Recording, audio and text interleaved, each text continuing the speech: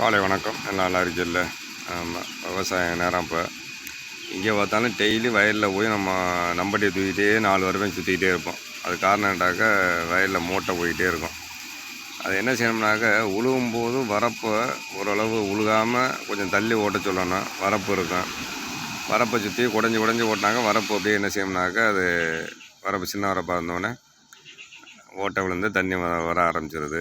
அதுவும் முன்னால் அந்த மரங்கள் இருந்துச்சு பாருங்கள், அந்த மரத்தில் வெட்டின பிறகு அது இத்து போய் அதில் மண் மச்சு போய் அந்த மரம் மப்பாடி போய் அதுலேயும் தண்ணி வந்துக்கிட்டே இருக்கும். 2வது 4 வருஷம் 3 வருஷத்துக்கு இடையில வந்து நம்ம வரப்பை கட்டணும். ஜேசிபி வச்சோ ஆள் வச்சோ வரப்பை நல்லா உடச்சி விட்டு கட்டி நல்லா பெரிய வரப்பாக கட்டினோம்னா தண்ணியும் நிறையா கட்டிடலாம், மூட்டையும் போகாது.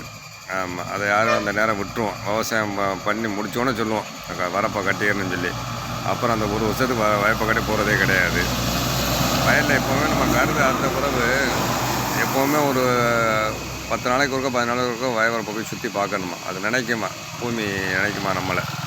ஆமாம், இந்த மாதிரி கருது எடுத்துகிட்டு போகிறதோட வயப்பை கட்டு வரலையே அப்படின்னு சொல்லி நினச்சி பார்க்குமா. அதனால் நம்ம அதை போய் சுற்றி பார்க்கணும்.